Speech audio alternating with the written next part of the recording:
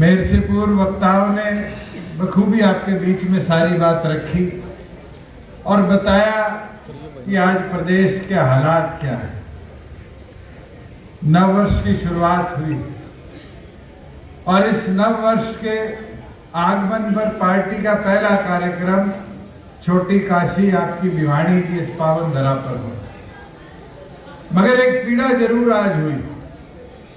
दिग्विजय सिंह ने जो बात आपके बीच में रखी, शिक्षा की इस नगरी में, शिक्षा की इस राजधानी में आज हम बैठे और वही हमारे बीच में जिस प्रकार से गड़बड़ घोटाला एचटेट के अंदर हुआ, इसके उपरांत एक एक तथ्य दिग्विजय सिंह ने आपके बीच में रखे। साथियों, ये कोई छोटी बात नहीं है कि इस तरीके से 1250 लोगों को बोनस ग्रेस मार्क्स देकर एचटेट के एग्जाम में पास कर दिया जाता है और मुख्यमंत्री का इसके उपरांत एक बयान नहीं आता। जो लोग कहते हैं खर्ची नहीं पर्ची नहीं, वो लोग दी हुई पर्चियों को भी जलाने का फाड़ने का काम करते हैं। ये साफ दिखता है कि इस सरकार के अंदर पिछले 1 वर्ष के अंदर शिक्षा की हरियाणा प्रदेश में स्थिति क्या है। दिग्विजय सिंह तो कह रहे थे 3 महीने पेपर रखने पड़ते हैं। सुप्रीम कोर्ट के आदेश है साथियों कि रिजल्ट आउट होने से लेकर 2 साल तक किसी आरटीआई में अगर जवाब मांगना चाहिए, किसी और इंक्वायरी के अंदर कोई आ जाता है तो एग्जामिनेशन सीट हमें संभाल कर रखनी पड़ती है। और मैं तो चाहूंगा कि अगर इस पे मुख्यमंत्री कार्रवाई ना करे तो अवतार जी हमारे लीगल सेल के अध्यक्ष रहे हुए हैं, लीगल सेल में देवेंद्र भी है, अब तो प्रधान बन गया, कई वकील साथी यहां पर भी है।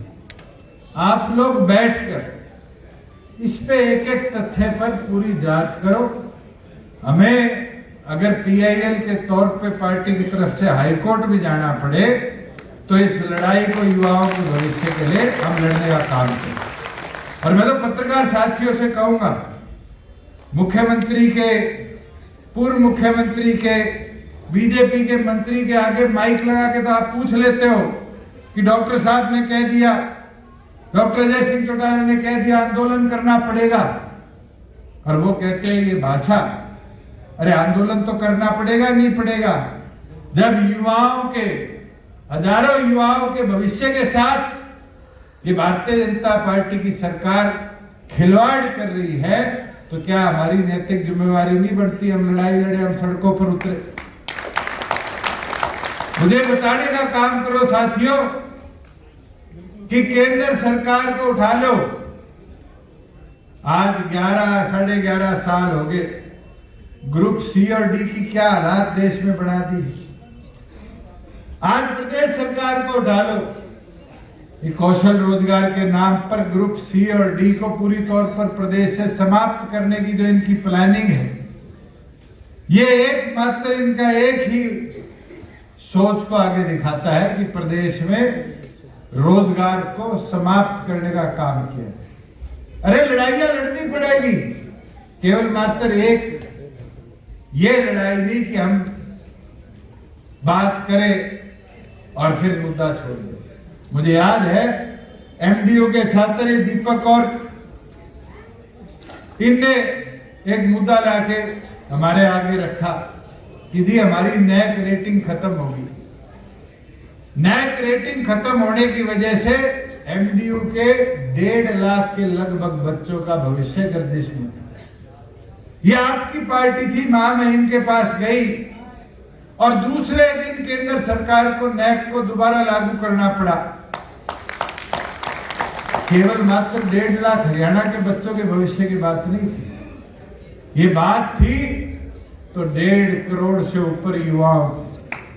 हमने देश के युवाओं की लड़ाई लड़ी, पूरे देश में किसी और पॉलिटिकल पार्टी ने तो नहीं लड़ी। और मैं तो चाहूंगा जहां हम शिक्षा की बात कर रहे हैं, ये भिवानी के अंदर आज खड़े होकर ये हमें संकल्प लेना पड़ेगा कि इस एचटेट की जो खामियां हैं जो गलतियां, जहां इसके अंदर अगर पैसा लिया गया, उन चीजों को तथ्यों के साथ जनता के बीच में भी लेकर आने का काम करें। भिवाड़ी की नगरी से इस लड़ाई को आगे लेकर चलने का काम करें। साथियों, मैं तो आपको प्रदेश के अलग अलग मुद्दों पे अगर हम चर्चा करें, अभी ब्रिज शर्मा जी धान की बात कर रहे थे, मुख्यमंत्री के खुद के विधानसभा क्षेत्र से लेकर खुद के जिले के अंदर, पैतृक जिले के अंदर, खुद इनकी सरकार ने माना 100 करोड़ का नकली चावल खरीदा गया, बेचा गया। आज तक एक भी मिल की वेरिफिकेशन नहीं करवाई। आप खुद उठाकर देखो कि 1 तारीख को नए डीजीपी हरियाणा प्रदेश के सिंघल साहब आए। मुझे खुशी है कि अगले ने पहले अपने प्रेस कॉन्फ्रेंस में कहा कि हम लड़ाई लड़ेंगे, जो विदेश में बैठे हैं वो आतंकवादियों के तौर पर है, जो आतंक मचाने का काम करते। और मैं उम्मीद करता हूं कि प्रदेश की कानून व्यवस्था को सुधारेंगे। मगर एक पीड़ा भी होती है कि उनको अपनी पहली प्रेस कॉन्फ्रेंस में कहना पड़ता है, कितने 10,000 के लगभग लोग फरार हैं। इसका मतलब जो पहले थे उनने प्रदेश में व्यवस्था ऐसी बनाई जिसने अपराधियों को खुली छूट दे रखी थी कि प्रदेश में अपराध करो और भाग जाओ। हम तो उम्मीद रखते हैं नव वर्ष प्रदेश की कानून व्यवस्था में सुधार लाने का काम करेंगे।